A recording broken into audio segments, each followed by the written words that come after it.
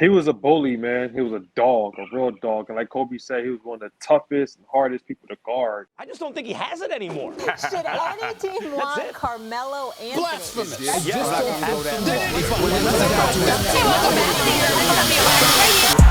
sir, Carmelo. What's going on, everybody? Welcome back to another episode of Control the Narrative, episode 100, triple digits.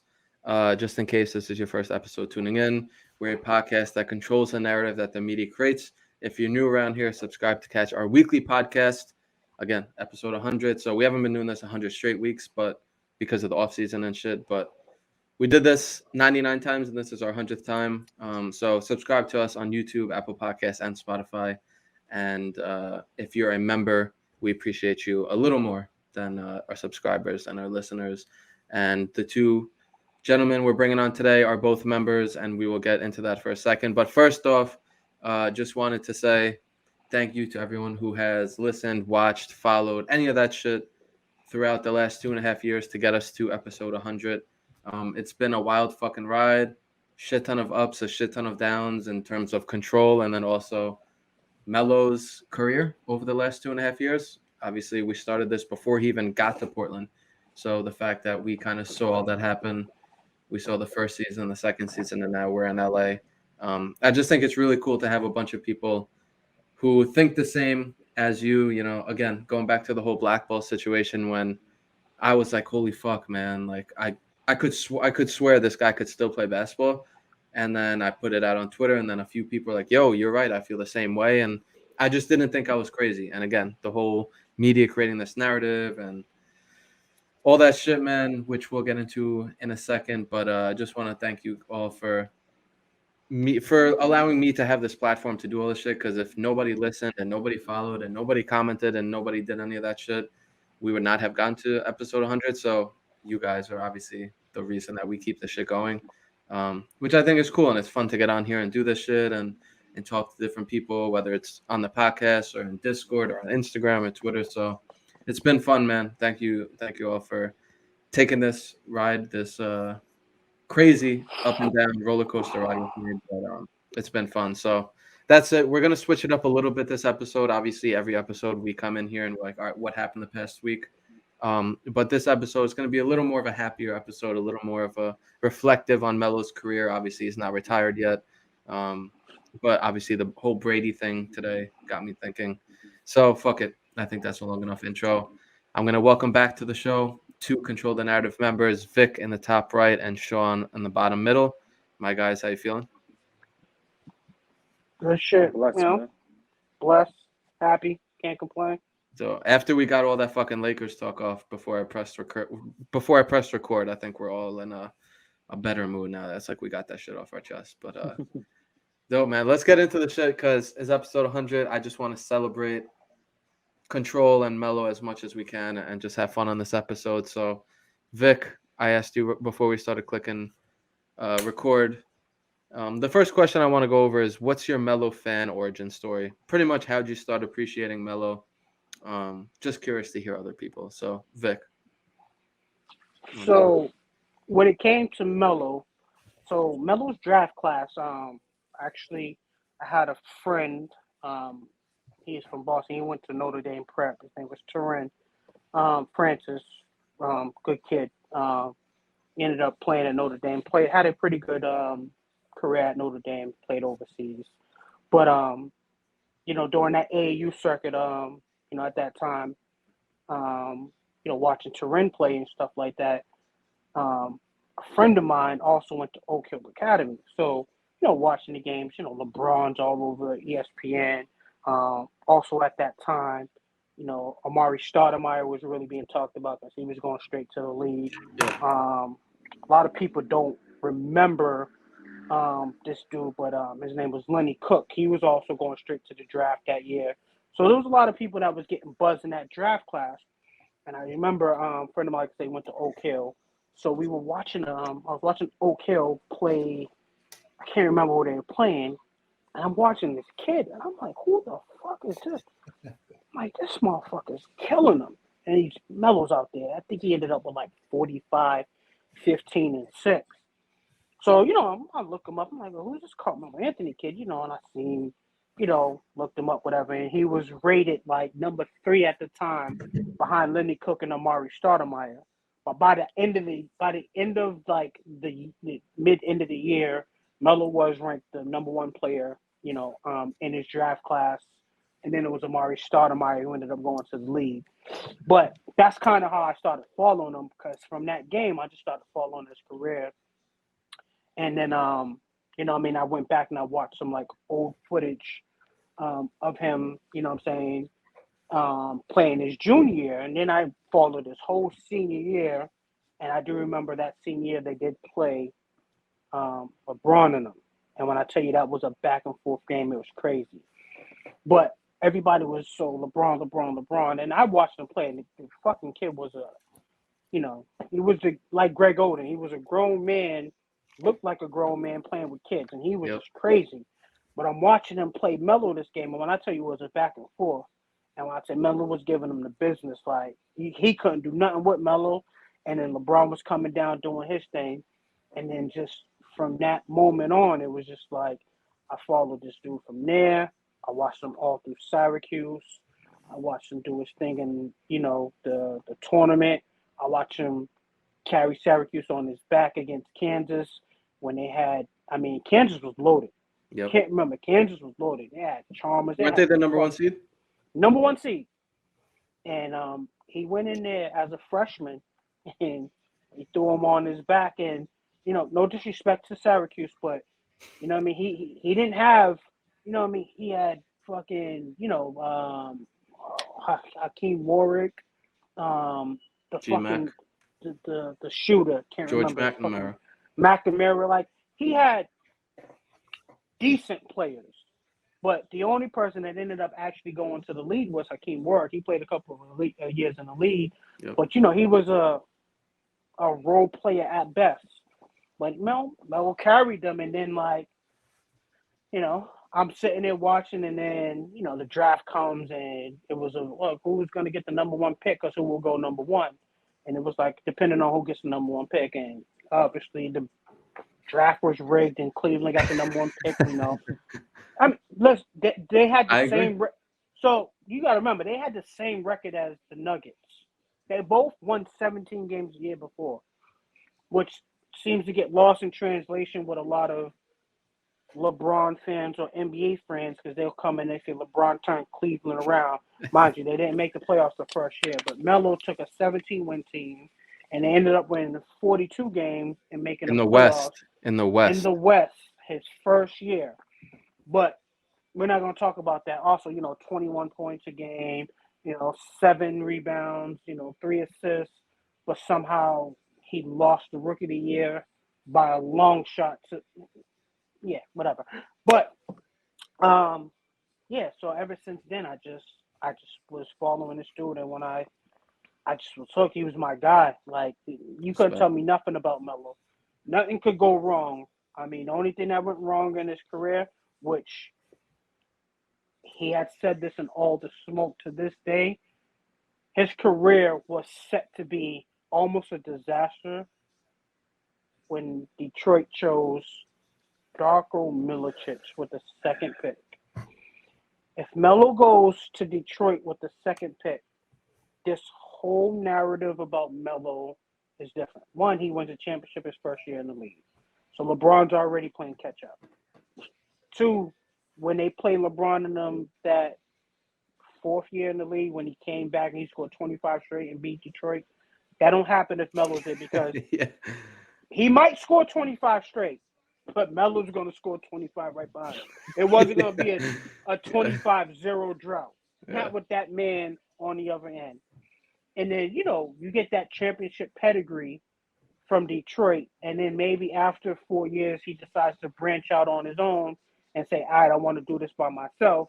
But he already has 2 titles under his belt. At least. He has more discipline. You know what I'm saying? Like, the brawl that happens in New York probably doesn't happen because he has the vets around him to give him the knowledge, where he would have became more of the Melo we see now. No punk, but smart. And I think, he goes to Detroit, Melo's probably sitting on 4 or 5 chips right now. I agree. And then the whole LeBron Melo thing is more of a level playing field because LeBron still probably wins his 4 championship, but now you got a man in his era, in the same era that LeBron is in, that has just as many championships as he does. So it's not no clear cut, oh yeah, LeBron's 20 times better than him. It's like, oh, can't really say that. Yeah. So that's my Melo story. That's dope, man. Real quick, what I want to say, a little add-on before we get to Sean is, I say this all the time. One of my most bold takes, I think, is that if the Detroit Pistons draft Carmelo second overall, that he's regarded as an all-time better player than LeBron. Like, so much shit can be different after that. If Melo comes from high school in that Oak Hill program to single-handedly carrying Syracuse on his back as a freshman to a championship, and then winning like 3 championships in Detroit in his first 5 or 6 years, and then if he wants to go to New York, if he wants to go wherever, people will flock to come to play with him. That shit changes fucking everything, man. That shit changes fucking everything, and I don't want to get too much into it, but it's something I say all the time. So definitely true though. You know, That's big facts, bro. Definitely big facts. I mean, and you know, before he goes, just to piggyback off of that, the other thing is, even if say he doesn't go to Detroit, he still goes to the Nuggets. If Melo opts out of that year instead of doing that extra year, whether he goes and plays with LeBron or he doesn't, you know what I'm saying? If he goes and he joins the Bulls instead of staying in New York, I also think that changes the narrative of the way we look at Melo, because LeBron wins that first chip still, yeah, probably. But when they lost to Dallas, Chicago was a made team.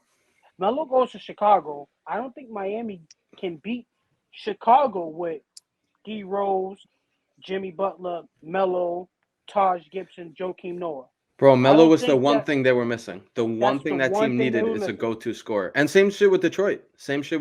And the Bulls, they had D. Rose, so I'm not trying to downplay that whatsoever. But same shit with Detroit. Yeah. So Melo's biggest attribute, which is his loyalty, is his biggest downfall in his career. Facts. Sean, how'd you start like a Melo, bro? Or what's your origin story?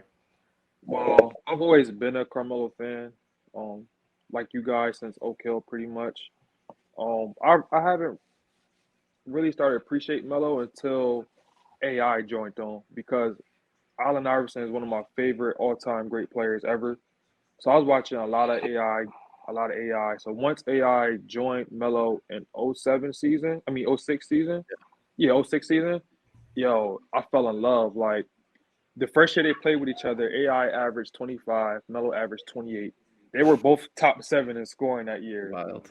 So, like, just think of that. Like, they first year playing with each other, they complemented each other so well. So I was definitely like, and just in awe watching them together, and just made me appreciate Melo game even more, because it reminded me how AI was, just a bigger version of him, pretty much. Not that fast, but bigger version of AI. Somebody that could shoot that mid range, could shoot the 3-pointer and get to the rim. You know, smooth ball handling. And then 07-08 season, AI averaged 26, Melo averaged 25 points, but his highest field goal percentage that year, almost 50%, 49.2%, highest in his career. So they just both complement each other so well. So it just made me really appreciate Melo game even more, and what everything he can bring to the table and do. So that's how I really started to appreciate Melo even more. But I was always a fan, but once AI joined that team, man, I definitely just fell in love even more. So, bro, you know what? A lot of people forget about those teams where, like you said, they complemented each other really well. They got along really well, and a lot of people forget that. Well, they just look at it as, yo, that was a failure. They never got past the first round, which is like fair enough. But at the end of the day, both of the teams that they lost to in the first round went on to the finals. So I think they played the Lakers one year, who won. No, that was 09, obviously. I think they The played the Spurs. Spurs one year, who Yep. won it, and then the Lakers, where Yeah, they got to the both finals. years that they played, the Lakers won it that year. The Lakers, that was the year that they beat the Celtics, I want to say. Oh, And 09. then Oh no, yeah, you're right. No, oh wait, they lost to the wait. So yeah, I no, remember no, they went back to back. The Celtics won one and the Lakers won one. yeah, but AI and Melo was what 08, 09? So No. 08, Yeah, 08, 09. That was the last season they played. No, sorry. 08, 08, 09 was the Bill. That was the year. The 09 conference finals was when it was Lakers Nuggets. AI got traded early that season though. Yeah. Yeah, AI got He traded got earlier. he was That's he was when on that Billups got team there. when the season started though. Yeah. He got traded earlier that season. So yeah, so that year I think it was. I know they lost to the Spurs one year, and that's the year the Spurs ended up going to the finals and winning it. And I believe the second year was the Lakers. I think the Lakers ended up going and winning too. Either they won or they lost to the Celtics. But again, like you said, it was a finals team. It wasn't like they lost to a team that ended up going to get swept in the second round. Even when I talk about, when we talk about Melo's early career, even before AI, all of his first round exits, like, he lost to the Jazz a couple of years. Both of those years, the Jazz went to the Western Conference Good Finals teams, man. and lost to the Lakers. You know what I'm saying? Another year that he lost, a couple of years he lost, they played the Lakers. Lakers go and they win the championship. And then there was one year they lost to the Clippers, and the Clippers ended up losing in the next round. But there was just, it wasn't like he lost to teams that were sucky teams. Yeah, some bums. You know what I'm saying? These teams, 5 out of the 7 years went to the finals, and 4 out of the 7 years was the team that won the finals. Are you blaming a man for losing to the champions? I got something ready for this one. 06, 07, they lost to the Spurs in 5 games. That's the same Spurs team that swept LeBron in the finals. Yes. And again, I have this convo with people, and like the Nuggets won 1 game, so I'm not sitting here like fucking that, like complimenting that or anything, but they won 1 game against the Spurs team, and the Eastern Conference champions 1-0. Couldn't get one. But everybody give LeBron a pass for that. They was like, right. oh, well. Right. He was a baby. He was a baby. And look at what he played against. But they hold it against Melo like, oh, he lost in the first round. Exactly. You put Melo, you put those Nuggets team Melo had in the Eastern Conference. They're going to the finals damn near every year. He's in the finals. You know what I'm saying? Yeah. That year that they lost to the Lakers, oh my God, that was the year. If they win that year, they was gonna beat the brakes off of Orlando. They were gonna smack the shit out. Oh man, it's Dwight Howard. I really hate George Karl, and I do hate Kiki Vandeweghe and the owners, because they were supposed to run that back, and they started saying, oh well, we're not gonna resign this person, like Dante Jones. Yep. It's like, run it back. And if you're not going to run it back, if you're going to get rid of people, at least bring in more people. It's like, you going for a rebuild. And they all criticized Melo for leaving. And it was like, well, what did you want him to do? You wanted him to go from the Western Conference Finals and you wanted him to start over? He wasn't trying to do no rebuilding. It sounds very similar to New York, where instead of running it back, now we're trading Chandler, we're trading JR, we're trading Shump. And shit happened. By the way, real quick, you brought up George Karl. I'm trying to get him on the show. And he doesn't want to come on the show. If you get him on the show? And he doesn't want to come on the show. Oh, he don't. Because if you get him on, I'm going to roast his old. I'm going to give him a heart attack. I hate that man with a passion.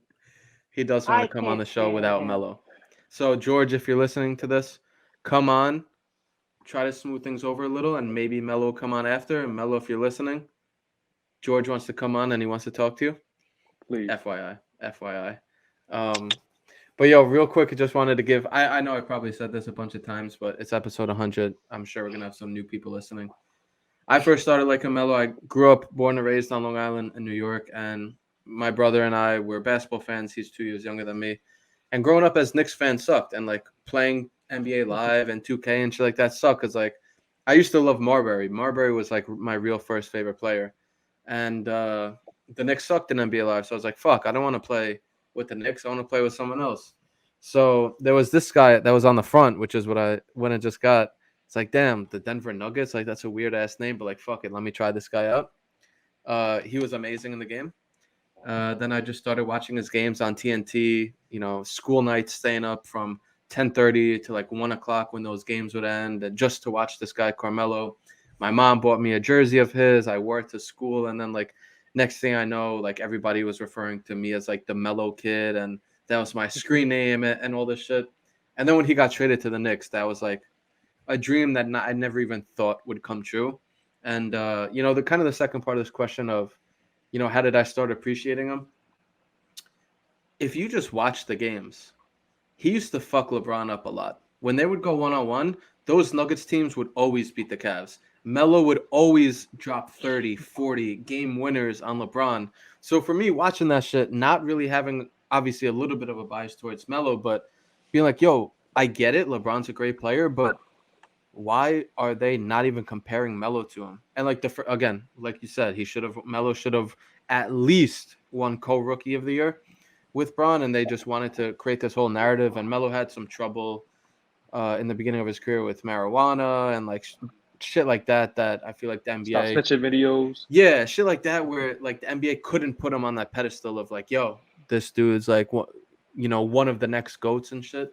And here we are sitting here on February 1st, 2022, and he's the top 9 scorer of all time.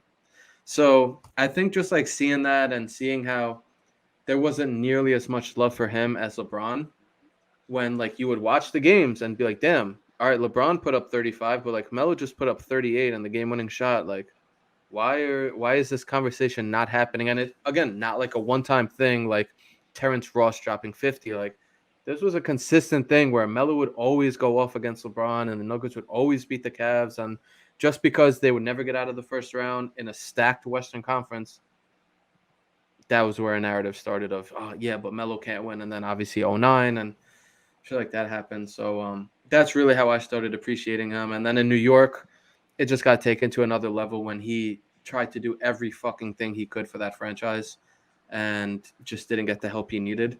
And at the end of the day, they ran him out of town. And now you see how the fans react when he comes back because they realize they fucked up. He was sprinting out of town. Yeah. He was sprinting like Usain Bolt out of that city.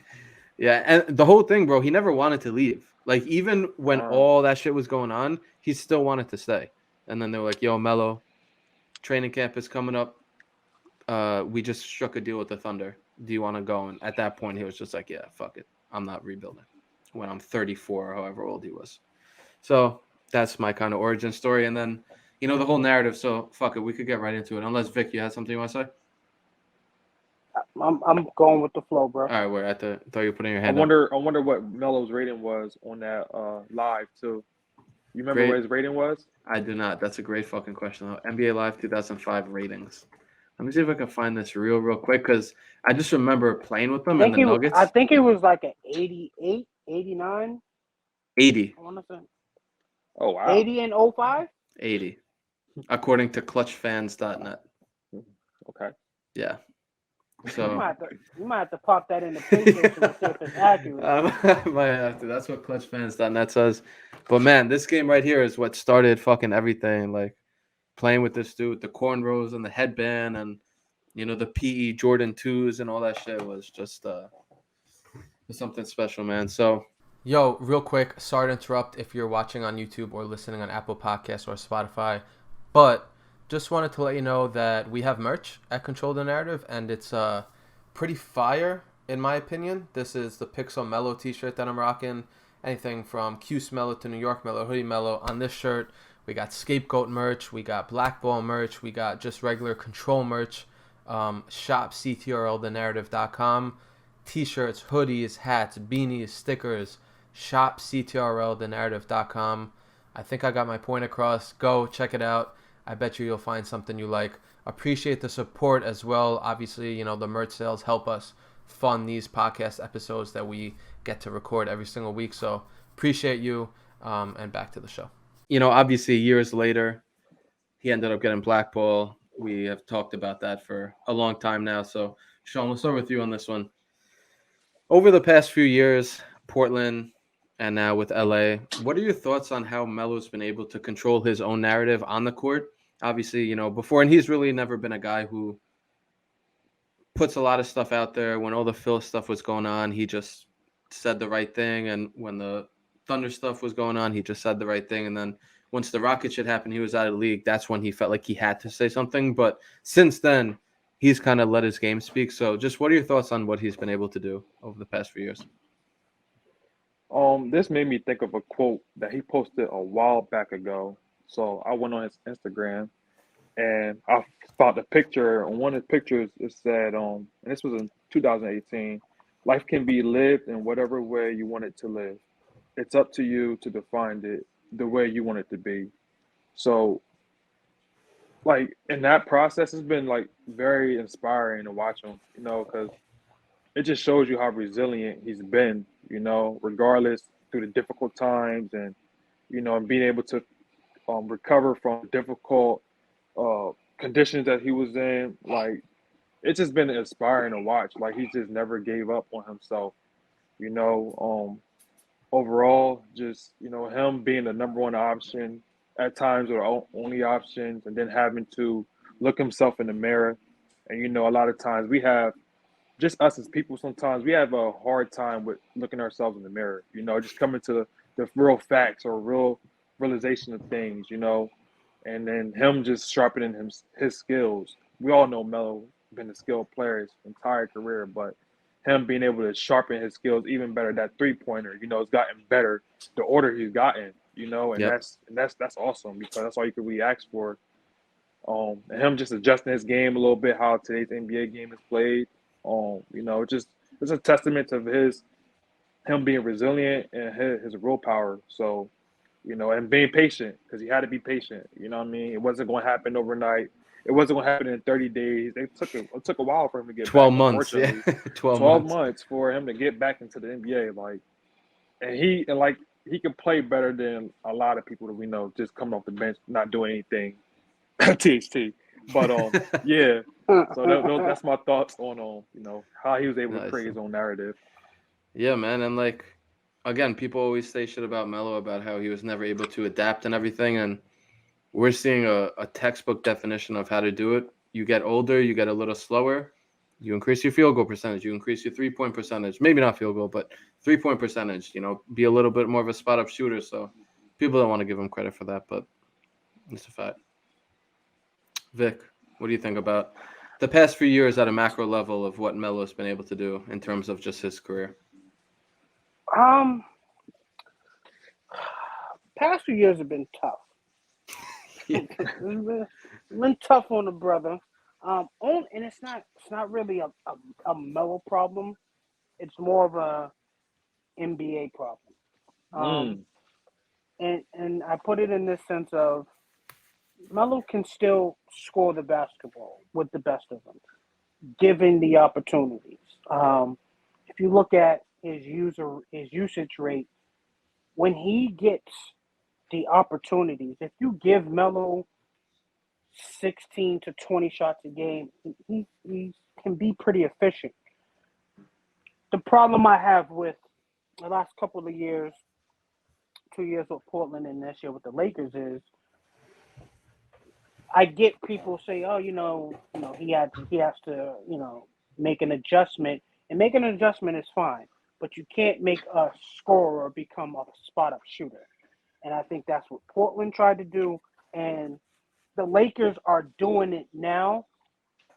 The thing about the Lakers, though, is they will come out of the funk of making them a spot-up shooter and get them involved in the offense. The problem is they'll do it.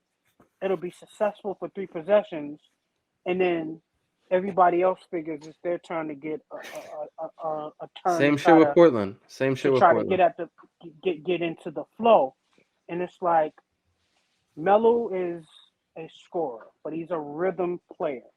Not that he can't, score just coming off the bench and throw up a couple of shots that'll go in. And he can do it. He's proven he can do it. But there's just so many occasions where I'm watching the Lakers play, they come down, or even when you said like Portland, come down, you're moving the ball around, and it's like a hot potato, and then nobody knows what to do, and then they get some crazy step back three from half court from Damian Lillard is the shot they get, or sometimes LeBron will pull from the hash mark, or oh my God, it pains me to even have this Stressing conversation. himself. Just the positives, Vic. Just the positives. Russ goes and shoots a backboard shot, but it's the top of the backboard, not the actual backboard, but they're talking up here. But when they use Melo, when they use him in the post, give him a post up, and he does his thing, and he can score there efficiently often. Give Melo 5 or 10 post ups. The only thing that stops Melo is himself, and that means he misses. It's never nobody blocking his shot. It's never nobody locking him up, making him force up a bad shot where it's a terrible miss. It's always a good shot. Even at 37. At 37, and you just hope that he misses. And more often than not, he will make that shot. And to this point also is, with his usage rate being as low as it is, when they do give him the ball in the post, if you do it on percentage, Melo gets doubled more than anybody else on the team, which is absurd to me. It's almost like the lead has said, if LeBron gets in the post, it's illegal to double team him. Has to go one-on-one. Nobody double teams LeBron. And it always drives me crazy is, why don't you? Get the ball out of his hands. Because he just bullies whoever he's playing, and he gets to the rim. Or, he gets to his spot where he gets his little turnaround fadeaway, which he developed and he's became pretty decent at. But it's like nobody double teams him.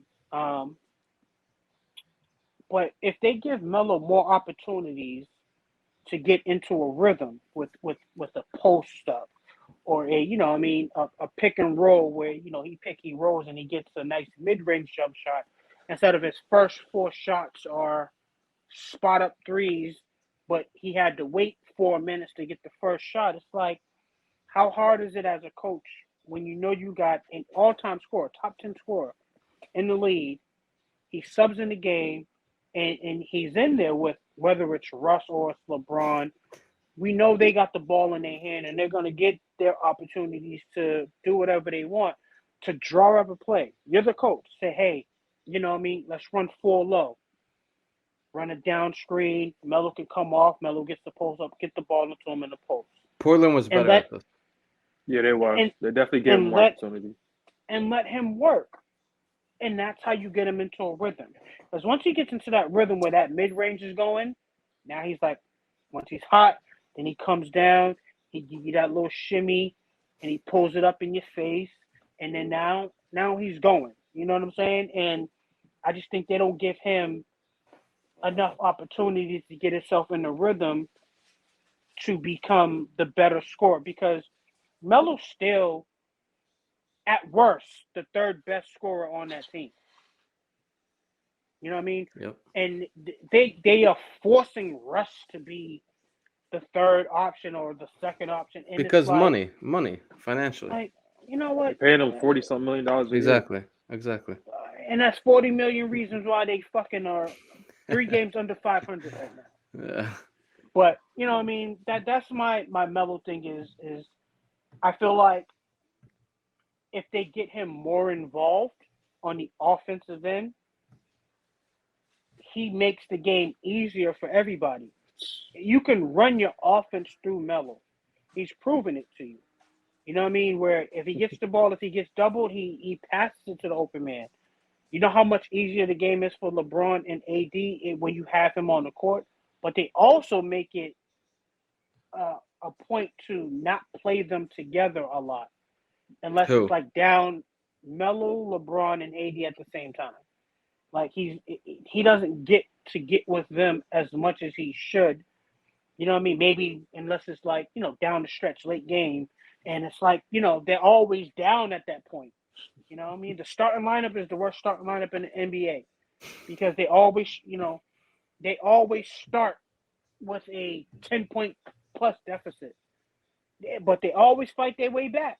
And it's like, if you can realize that some of your bench players are better than your starters, and maybe if you start the game with the players that get you back into the game, you won't be down double digits. You know what I'm saying? Like, you can have your TACs, you can have your Avery Bradleys, and your Malik Monk. And I love Malik Monk in the sense of Malik Monk is the perfect example of what Lou Williams was for the Clippers for so many years. JR He's for that dude, Denver. JR for Denver. And Come New off York. the bench and he's immediate offense. Melo fits in more with that starting unit than he does. But for some reason, you know, the NBA has sent out a memo that Melo is not allowed to start any NBA games or you will be fined $500,000. They didn't CC you on that, Vic. I'll forward that shit to you. They sent it out to all the fans and shit, but I'll forward that to you. Jesus Christ. Yeah, you know, I feel you though. I feel you, man. It's yeah, it's been up and down, man. And I just think, you know, when we in a few years from now, 5 years from now, when we look back at this post Black Ball era of Melo, I think it's gonna be for sure what Vic said, but I think it's gonna be more of what Sean said, where it's like, yo, this dude came back after 12 months off involuntarily.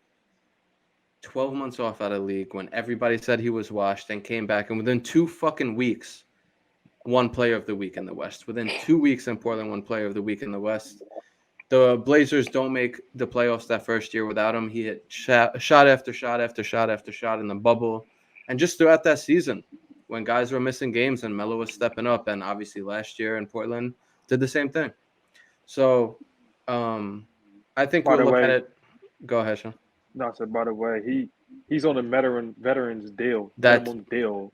So he's not like even asking for money. He's just going out there to play on his own. Ever will, since like you Houston. said. Ever since Houston. So Magic Johnson, LeBron James, Rob Pelinka, Laker Nation, anybody watching this, let Melo play. Let him get the ball. He'll make the game a lot easier, like Vic said, Yeah. for LeBron, for AD, so they don't have to do all the facilitating and playmaking and scoring. Like, just make life easier. That's Who all did they- that hard. Who did they play? Not last game, the game before that. Ish Smith was on Charlotte. Charlotte. So y'all know Ish Smith makes $4.5 million a year. What He's he on a averages? What is he No. averaging? He's on a 2-year deal for $9 million. And I'm looking at some of these players, you know, I mean, THT, you know, I'm looking at their salary. And I know Melo doesn't care because Melo's, you know, he's set for the rest of his life. Like, money is the least of his worries. But Absolutely. for somebody to be making $2.75 million, and you look at these players out here making 5, 8, 10, 15. I mean, I can give you some motherfuckers that are making $20 million. Still, Hell, John 40. Wall's making Russ, John Wall's 40. making $40 million, and he ain't even set that foot on the court yet. And it's just like, it baffles me, like, that you use money as an excuse, because I know a bunch of people, $40 million that's not playing. So, like, when they, you know, they use a money thing with Russ, it's like, I don't give a fuck how much money Russ is making. Like, if you want to win, you figure it out. I agree. I mean, And to be fair, I trade Russ for John Wall, straight up, right now. I'd Me rather too. have John Wall $40 million and deal with John Wall than Russell Westbrook. I'd rather have a bag of potato chips. to be fair, a washing machine, like some semi-pro type shit. Trade Russell Westbrook for a vending machine. Not vending machine, a washing machine.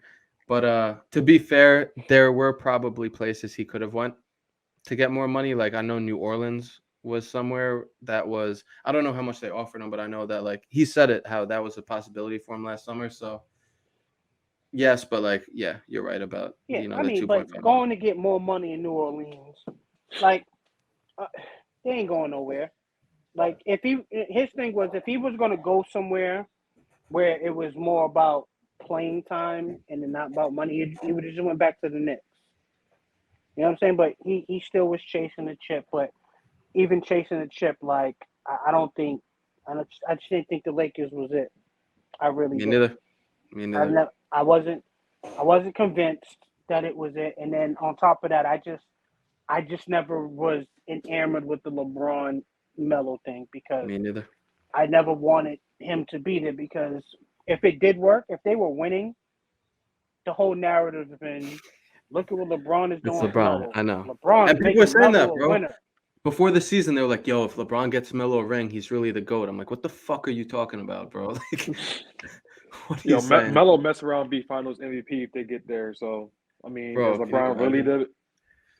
Yeah, we'll see. This chapter of post Black Ball obviously is not done yet, and I do not believe it will. But who knows what the fuck can happen the rest of the season if they turn the shit around somehow? We'll see. That would be obviously fucking amazing. But I don't believe that. I don't believe they will. But we'll see, man. All right, last interruption because if you're watching or listening to the podcast for this long, you probably fuck with us, and if you fuck with us, you'll probably fuck with all the perks that you get from being a Control the Narrative member, whether that's access to our invite-only Discord where we're talking basketball all the time, or opportunities to join the next episode of Control. So whenever we need a guest, I go in our Discord, I say, yo, who's free? Who wants to hop on the next episode? And I pick from there. You get 20% off merch forever, and then you also get member-exclusive merch, all by being a member. Tiers start at $2 a month. So if you fuck with us, go check out a membership, CTRLthenarrative.com, and I will see you in the Discord. All right, back to the show for good. All right, we talked about Lakers, Mel, for a while, and a little bit Nuggets, Knicks, and shit like that. But Vic, we'll go back up to you on this one. This is something that a lot of people, a lot of Melo fans are pretty split 50-50 on. I remember we did a poll on Control a while back, and it was literally 50-50. And I think it got like 500 votes on Instagram. So the question is straight up, and you could take this however you want, Nuggets Melo or Knicks Melo? Oh.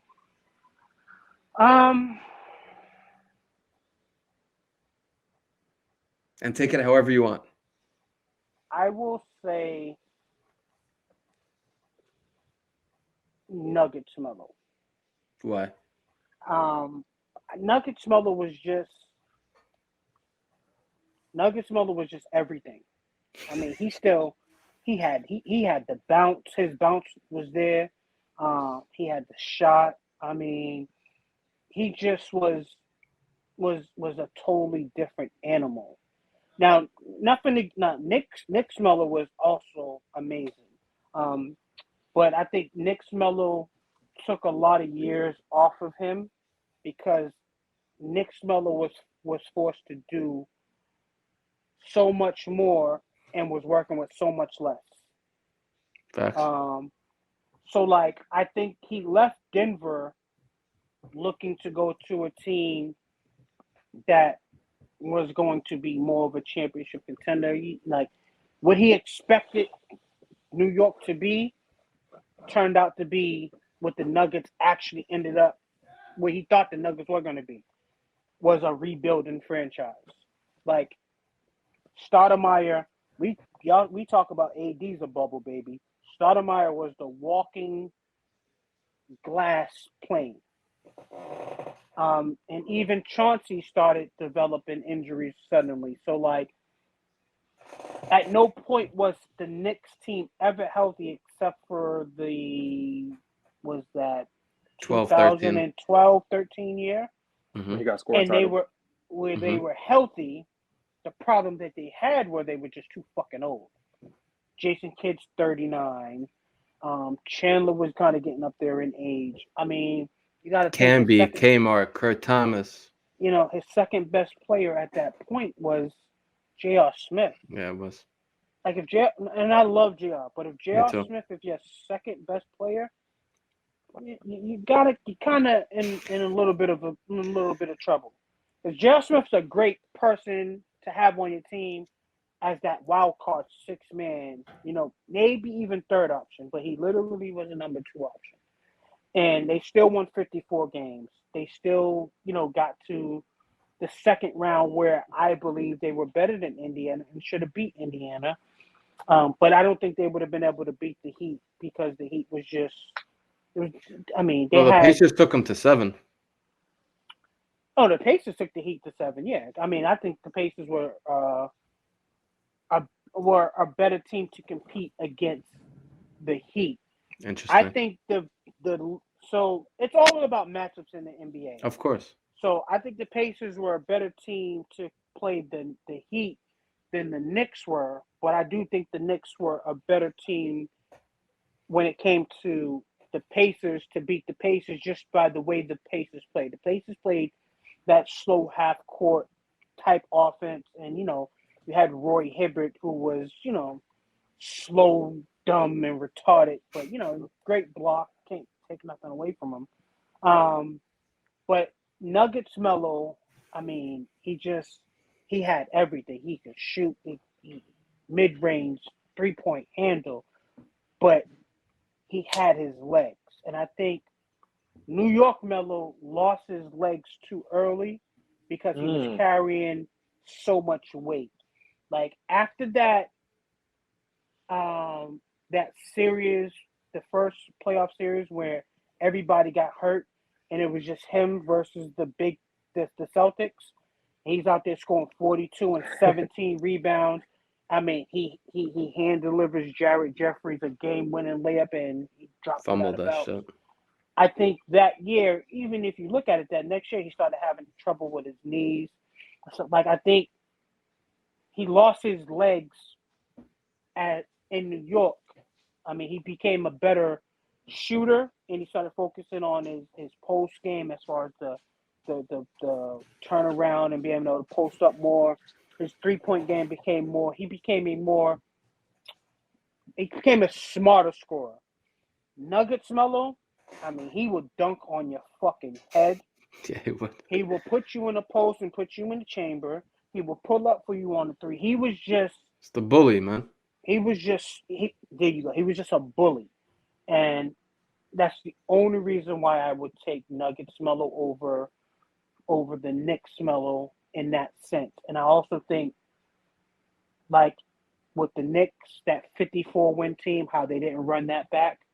I think if the Nuggets keeps that 07 team that took the Lakers, or adds to that 07 team, I think 09? that team, 09 team, sorry, adds to that 09 team with Billups staying at point guard, Melo, you keep JR. I mean, if Camby goes, I get it, but you bring somebody else in. You keep Nene or Kmart, one or the other. Like, Dante Jones, one of their premier defenders. If you just build on that, even if you get rid of Dante, you bring in somebody who is a defensive presence. Like, if they build off of that 09 team, I think that 09 team, I think that Nuggets team eventually wins a chip. I agree. And I just think Nuggets Melo, like those legs, man. I mean, he was. I mean, the dunk he had on Theo Ratliff, the dunk he had on Paul Millsap, the dunk he had on Taj Gibson, the dunk he had on Tyrese Thomas, the dunk he had on his old friend Andre Miller. Like, he was banging on. I mean, the dunk he did on all 5 of the Celtics after he gave him the in and out.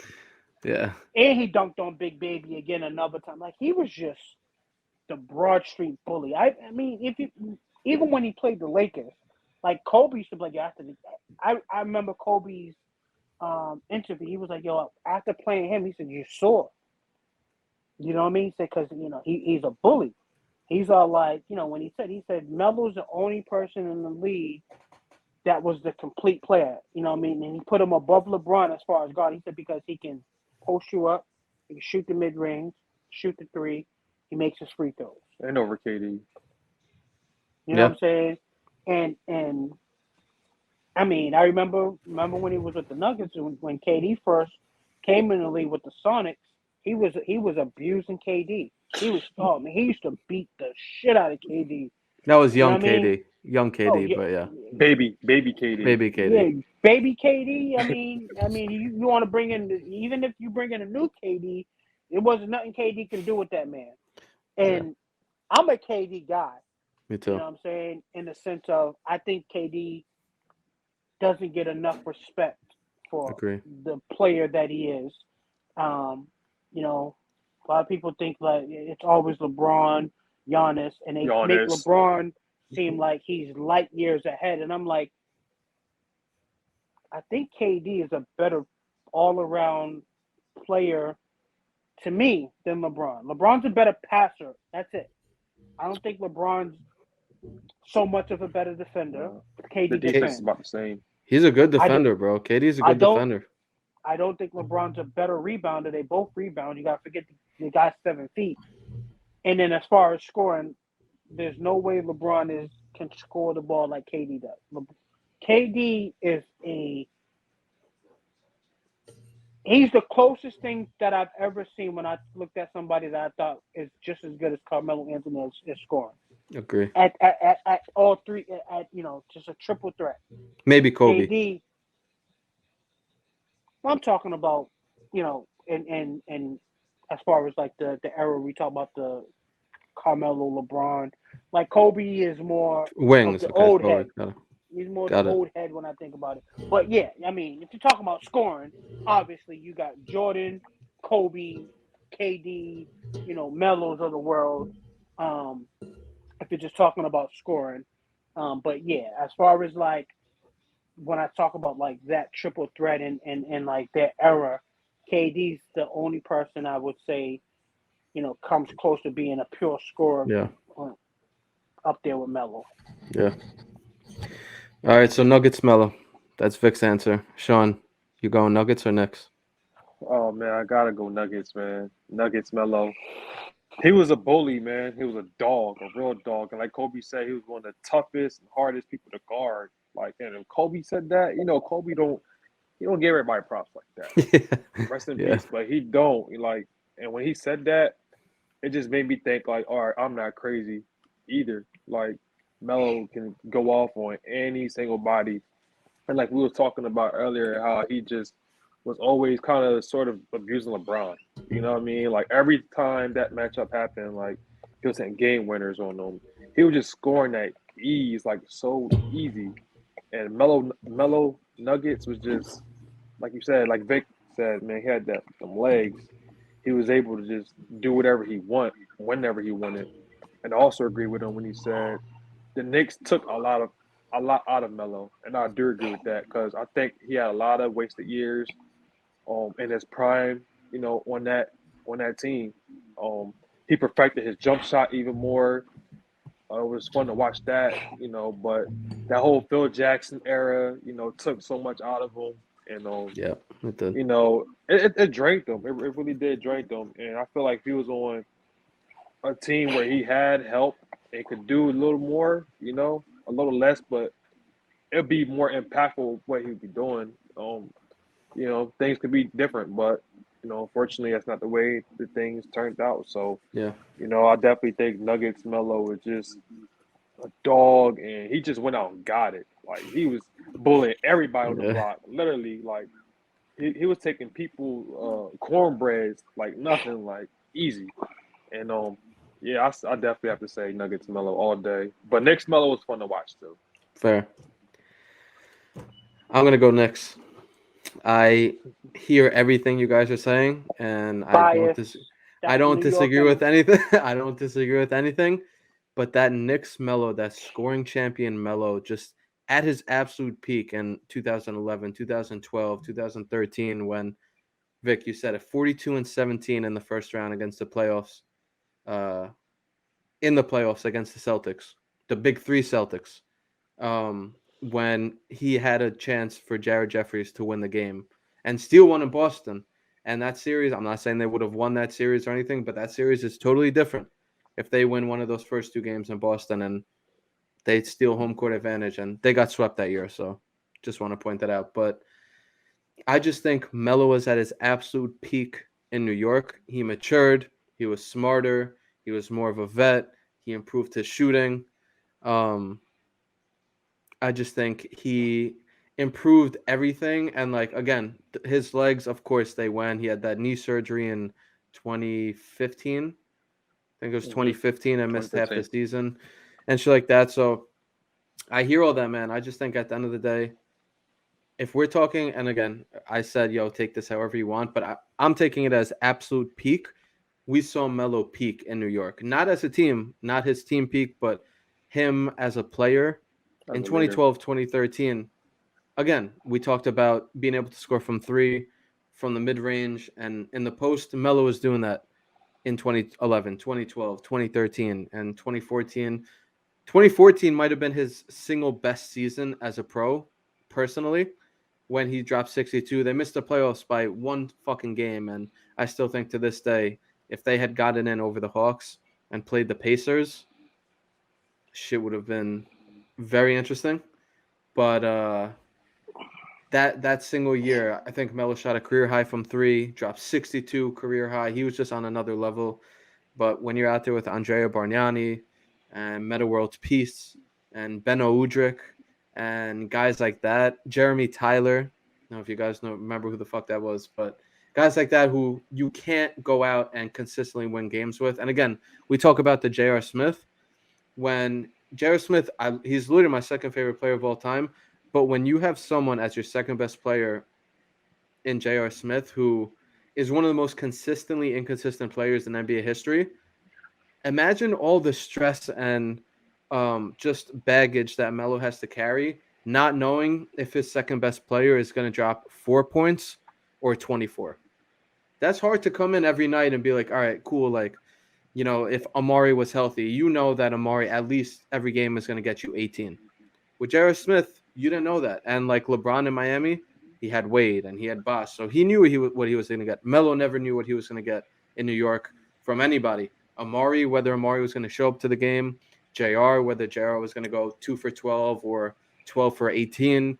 So I just think that was tough. And just like the admiration I have for New York Melo is on another level because, again, he tried to stick through it. So, you know, the bias, it might be there where he wanted to win here and, you know, he thought that one championship here was better than multiple championships elsewhere. And again, I just think he hit his absolute peak in New York. Yo, Vic, whatever happened to what's his name, Roy Hibbert when he bought Melo shot after that season? I don't think I ever heard anything about him after that. Ever. He ended up after he left the places, he played for LA. He played for Charlotte for a little while. He played for the Lakers, and then, you know, I mean, he fell off the face of the map. You know, I mean, he was just too. Roy Hibbert was a typical old school big man. He was too big and slow. The game was running too fast for him. So, like, you know what I mean? Like, he couldn't keep up with, you know what I mean, like, the NBA rosters. You know what I'm saying? But just to piggyback off of what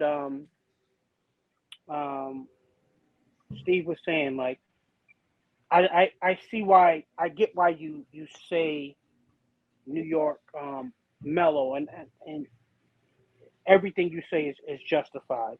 But like you said, if you just look at the rosters this guy was playing with, like some of the guys he had on his team, I mean, you're talking like Tony Douglas. You know what I'm saying? I mean, and these are your starters. You know, Pablo Prigioni, who was like a fucking 38-year-old. I loved him. Rookie. Loved him. No, I thought he was great, but this is just kind of proving my point. Like, you know, you Earl Clark. I don't know if people remember Earl Clark. Yep. You had Cole Aldridge at some point. He was starting as a center. You know what I'm saying? Like, these are the rosters. Like, I'm literally telling you, Ronnie Brewer. I think Ronnie Brewer is the worst player in NBA history. I hate that guy. Wow. That's a bold fucking statement when we're watching THT this year, but oh my god. Well, I would take THT over Ronnie Brewer. What?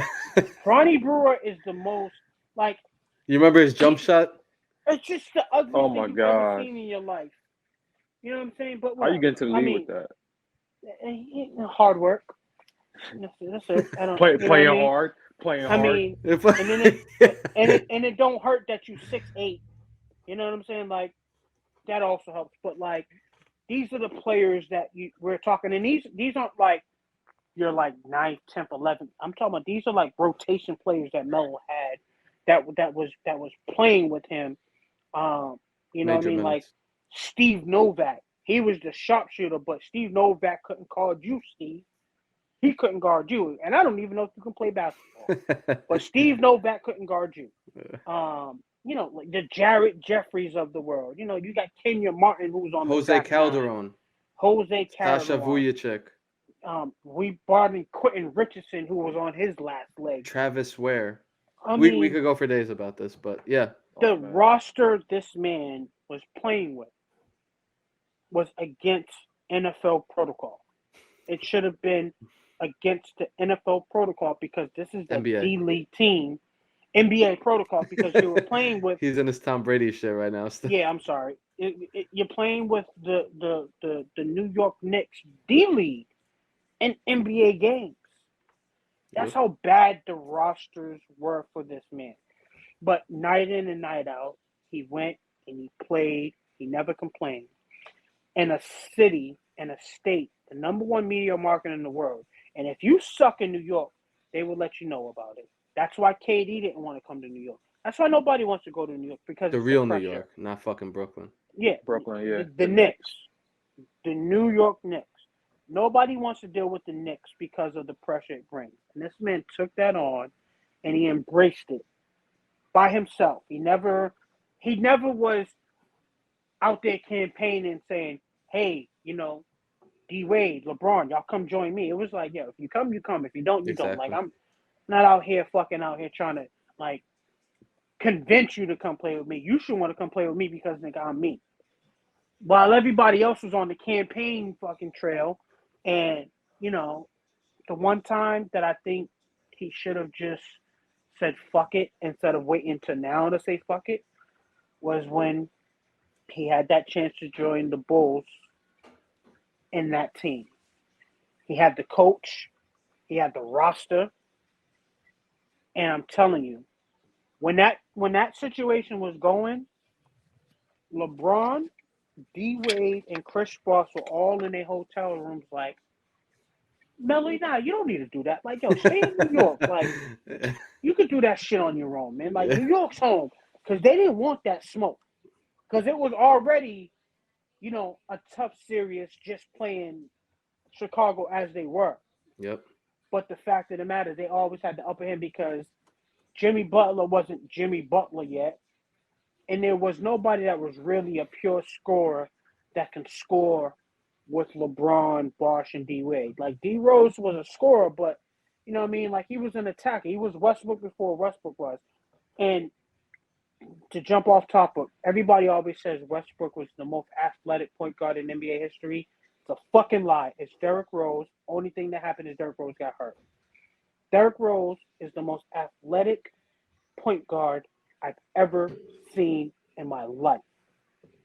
This dude, before he got hurt, was an absolute freak. You couldn't stop him from getting to the hole. He had handle. He couldn't shoot a jump shot if his life depended on it, just like Westbrook, but he didn't have to because he was a monster. And at that time, he was at the top of his game. And I think Derrick Rose doesn't get hurt in that playoff game or that meaningless game because interesting. Now you have Melo and you don't have to work as hard. And I would. I'm not even being funny. I'd give a year off my life if I can have Melo join that team just to see them play the Heat in an Eastern Conference Championship game. Because at that point, every time Melo had played LeBron after he left Cleveland, when they were, it was Cleveland and Denver, and LeBron got tired of getting beat over the head, it was an unfair match because it was like LeBron and he had 10 of his, his bully teammates, and Melo was still coming to fight by himself. So they were just jumping Melo. He had Jared Jeffries. Oh, man. Right. We had Jared Jeffries on the team. Man, you could do better than Jared Jeffries. So, wild shit. I mean, it was just a travesty for me why hard for me for the Knicks because they never put the roster around him. At least in Denver, he had a decent roster. Yeah. And made it to the playoffs every year. Yeah. And they made it to the Western Conference Finals. So, like, he sniffed what success was. And he wanted to bring that to New York. And I just think that what he expected, like, from Stoudemire and then people coming to possibly make the roster better, like, whether it was coaches or people being able to come, like, it all fell apart. Like, it was just him. Yep. I think that was the biggest part of New York that kind of, like you said, it took his prime years away from him. You know what I mean? Like, he Wasted a wasted shit, bro. he wasted a better part of his prime in New York because he never had the help or the coaching or anything to get him where he needed to be. Think about it. The system was fucked up with the triangle shit. The coaching was fucked up, changing coaches every other year. The players were fucked up on the team, going out there with Langston Galloway, Jose Calderon, Samuel Dallenberg. It was fucked up on every level in New York. And again, man, that's why me personally, and again, like we could talk numbers and different shit like that. Obviously, didn't have as much success in New York as Denver, but when you combine the numbers and his commitment and just dedication and just willing to do whatever the fuck it took, that's to me why I'm like, damn, all right, New York Melo to me. It has nothing to do with the fact that it was New York. No. For sure. I loved being a train ride away from him. But Sean, you got anything else to add or? No, I don't. Right. All right, Sean. We'll go back to you on this one. Last question of the podcast before we do the control narrative. This one's pretty straightforward. What's your favorite Melo moment ever? And I know this is like feeling like a, yo, did Melo just retire thing? It's not. We'll have a much lengthier discussion at that point, but 100th episode, so I want to have a little bit of happy time. So what's your favorite Melo moment ever? Wow, so many different Melo moments I could go to, honestly.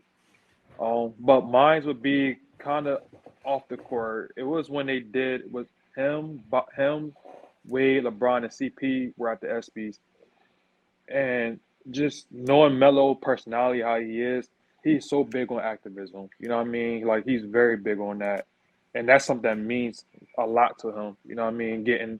Bringing awareness to it. So I'll say with him being at the ESPYS, with his boys that he loved, and speaking up and bringing awareness, to the BLM, Black Lives Matter movement. That was a very special moment, honestly. And I could talk highlights all day with Melo, but I think that really stood out because that was something like that jump started him to start being an activist. You know what I mean? To start speaking out on things, And a lot of athletes. yeah, and encourage a lot more athletes to do it. Even if it made them uncomfortable. So honestly, that has to be one of my favorite Melo moments when he was at the SB speaking with his brothers on that stage and standing up for something. Because I know that means a lot to him. It really does. So that's by far right now my favorite memory of him. That's a good one. And he's since created the Social Change Fund, which does a lot of things for that initiative. So good shit, man. Yeah. Vic, what's your favorite Melo moment ever? Oh man, that's a tough one. I mean, you could choose 60-point win game. You could choose any of the game winners, but if I'm thinking about it, as we talked about which Melo we like best, and I went with Nuggets Melo. So my favorite Melo moment would be Game 3, 2009 Western Conference Semifinals when he hit the game-winning 3 against Dallas. Yeah. And I choose that moment because I feel that at that moment, that was the moment that, see, the NBA had always been like, oh, Melo's a great scorer, but he's not a winner. Now, they had already finally got out the first round, and then they played Dallas, who was they were coming off a Western Conference Finals trip, I believe, the year before. And they were, they were favored in, Dirk. Dirk's Dirk. And they were a really good team. And that put them up 3-0, I believe. Actually, they were up 2-0 at that point. That put them up 3-0.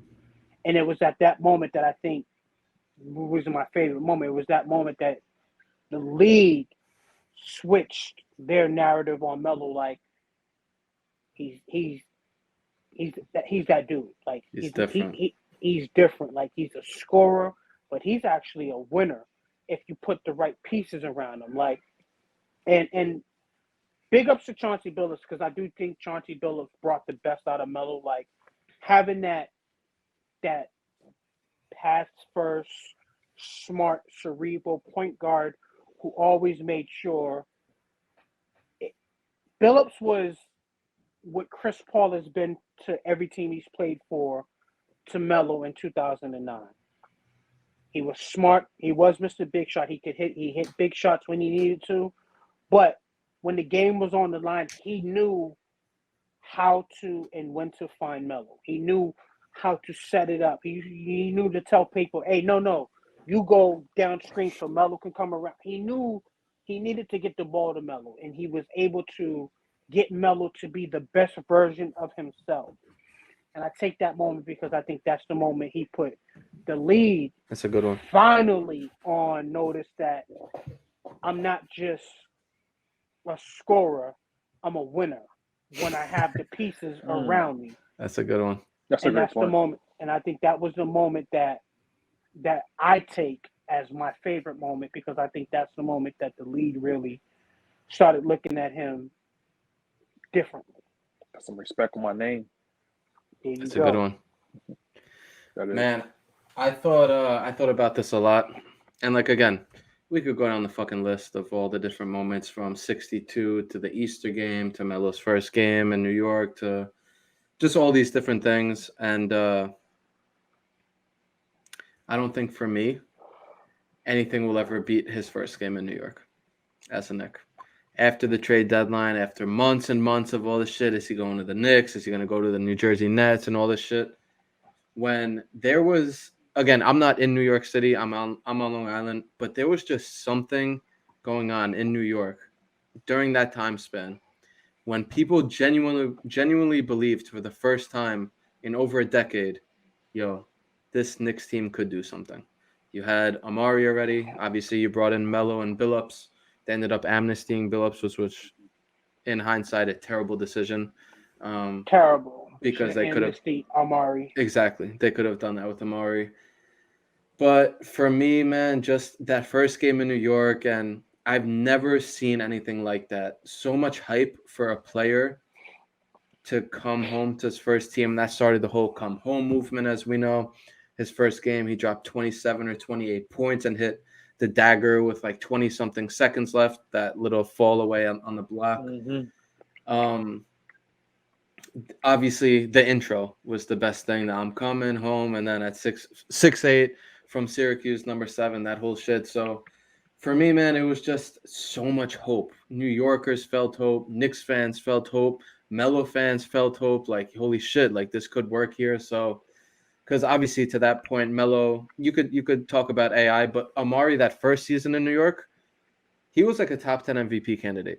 He was that balling. first half. He was killing it. So, to add Melo to that, and again, we didn't know Amari was gonna deteriorate the way he deteriorated, but just just that first game, man. Hearing the crowd, hearing the chants, seeing him in blue and orange, and the New York basketball across his chest, it was something insane. In New York, you couldn't get a jersey everywhere. I didn't go to that game. I fucking regret that to this day. But I went to a game a week later at MSG with my dad, and I wanted a blue Melo jersey in a size medium. And we were at the team shop, and I walked out of the arena, the shop, with a white jersey in a size large because that was the only thing I could get my fucking hands on. I'm like, I don't care like that. I need this jersey to take home. So shit was crazy, man. Shit was crazy in New York and the city and all around it. And obviously shit didn't turn out the way we wanted to, but it was just something I'll remember for the rest of my life, being like, yo, Melo's playing for New York now. Melo's playing for the Knicks now. Like, they might not win it all this year. They might not win it all next year, but like, this shit's going to work eventually. And this shit's going to be like an all-time great story. And obviously it didn't turn out that way, but that to me is always going to be my favorite Melo moment of like, he's here. He arrived. So that's a good one. So that was a good one. That's it. All right, Vic, Sean, I know we've been going for even before the recording, like over an hour and a half now, so I don't want to take too much of your guys' time. I know you guys have been very fucking patient with this episode. But this is the 100th time I'm saying this. Maybe not, because I don't know if I did this in the beginning. But for the 100th episode, before I let both of you go, after over an hour and 13 of recorded convo, I'm going to give you both the opportunity to control a narrative. It doesn't have to be Melo related. It doesn't have to be basketball related. It doesn't have to be sports related. So if anyone has one, you can go, but I'll let you take the floor and control a narrative. Go ahead, Vic. Biggest Melo fan, obviously. And we got plenty of Melo talk to do, but my control the narrative right now is not about Melo. It's even not about the NBA. It's about the GOAT retiring, and just much love, much respect to Tom Brady for everything he did for the NFL. For me as a Patriots fan, a Bucs fan, and a Tom Brady fan, he's probably the most humble NFL superstar or even athlete that I've ever came across. All athletes have egos at some point, but from watching him play and actually meeting him, a couple of times, he's literally the dad next door. Like, you look at him, you would never look at him and think that he's the athlete. You see other athletes, you see LeBron, you see Melos, you see, these NFL, NBA athletes, you can tell, like, damn, yeah, that, their whole body. But Tom Brady's literally like the soccer dad next door, but he's the most famous person in NFL history. But just congratulations on the greatest NFL career ever, and obviously the greatest quarterback to ever lace him up. And the league's gonna be different without him. It's not gonna be the same, but just like when Jordan retired, and just like when we ain't got long before we be having this conversation about our guy. The game is gonna move forward on without them, but it's just not gonna be the same. But much respect, much love, and appreciate TB12 for everything he's done for the NFL, and it's gonna be tough to watch without him, but we're gonna keep charging on. But one quick follow-up: Patrick Mahomes next up, or what? Fuck Patrick Mahomes. Yeah, for real. He's not it, bro. Not now, it. The only reason why I say that, because his brother, you don't like his TikToks or what? I don't like his brother. I think his brother's terrible. I think his wife is terrible. And the problem with Patrick Mahomes is the problem I had with LeBron. The Patrick Mahomes fans are ready to say, "Oh, he's better than Tom Brady." Kid's only been in the league 4 years. Like, what I mean? You got to show me something. We did this with Aaron Rodgers, and look what he is.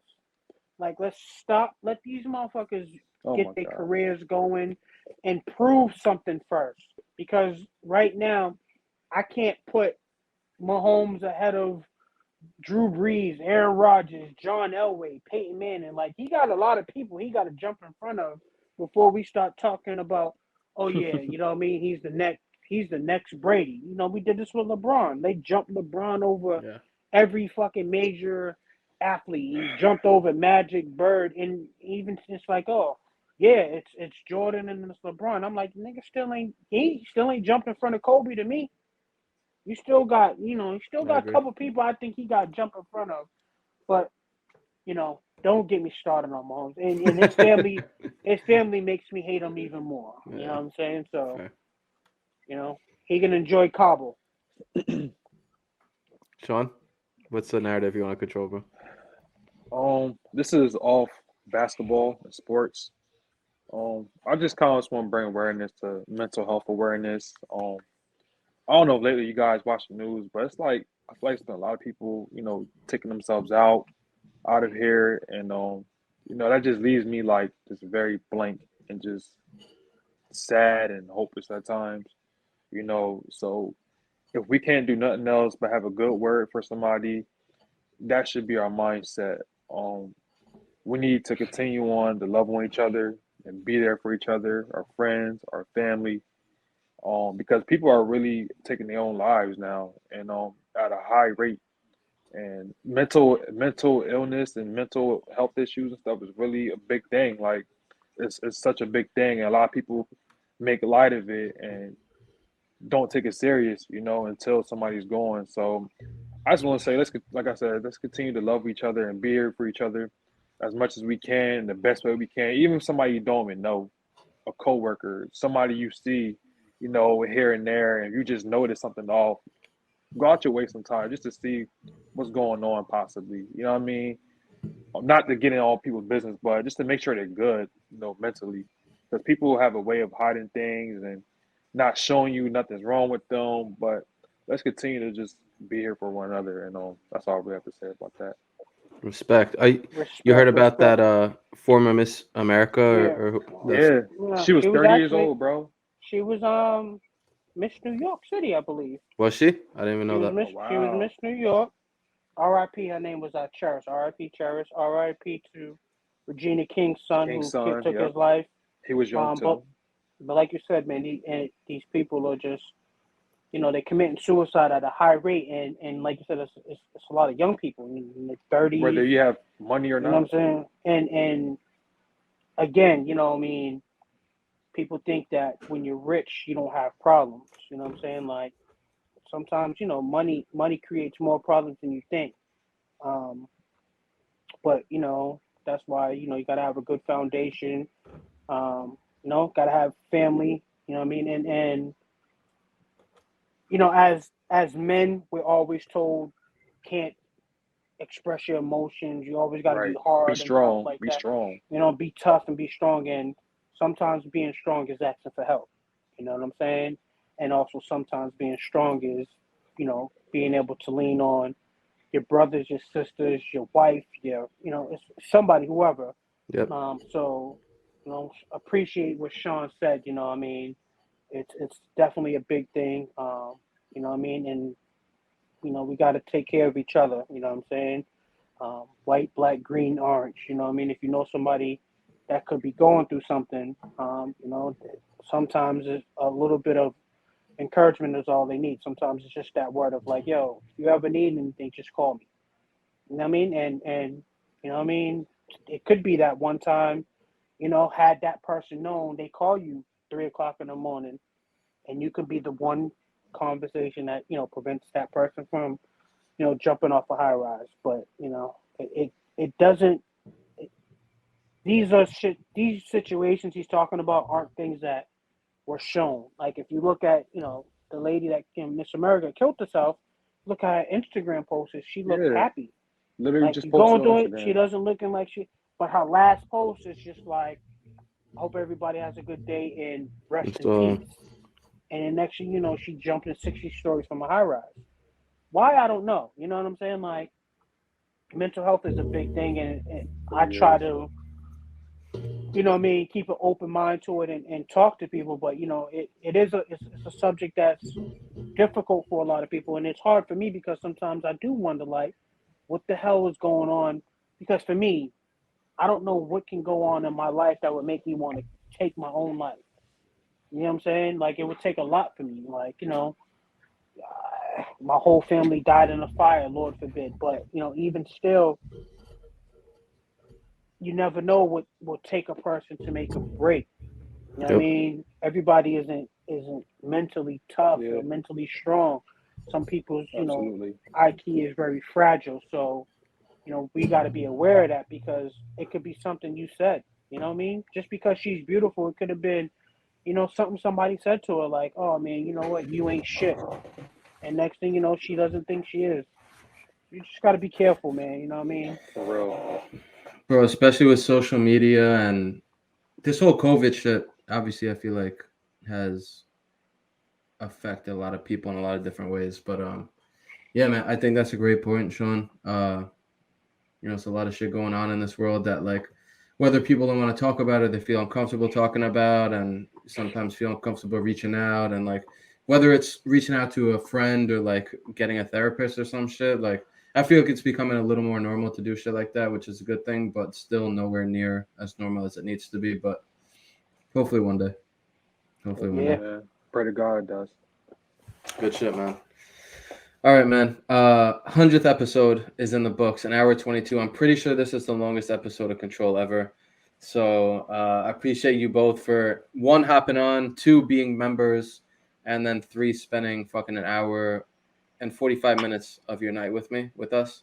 So seriously appreciate you both, and hope you both have a great night. And thank you to everyone who's ever listened, watched, or interacted with Control at any point. 100 episodes in the book, and can't wait for the next 100. No doubt. Hey, you know what you need to do? Remember, I forgot what it was. Or it was after either one of the games. You just hopped on live. IG Live. That was after Blazers got eliminated. Yeah, the Blazers got eliminated. After one of these Lakers games, there's a lot of frustration that need to be let out on live. I know. Because I'll be the first one to be like, yeah, I'm ready to join. Yeah. THC sucks. He sucks. I know. I think about doing shit like that, but I'm like, damn, I want to save that for the podcast. But maybe I'll start doing it because I know people watch that shit all the time and are always down. You got a lot of people that follow you, and they should be ashamed of themselves and see you if you're listening.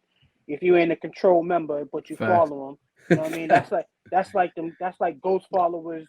You know what I mean? You ever put up an IG story, it'd be like 400 people view, but you put up a post, you get 100 likes. Yeah. Like, where's the other 300 motherfuckers that be always looking?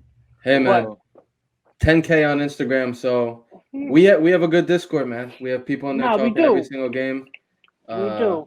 We have people coming on the podcast, man. Sean signed up a month ago, and it's his second podcast, and he's been an amazing guest. So always free, man. Thanks, Vic, for plugging that. ControlTheNarrative.com. You could sign up to become a member. We actually have T-shirts going out that I'm going to be shipping to both of you as well.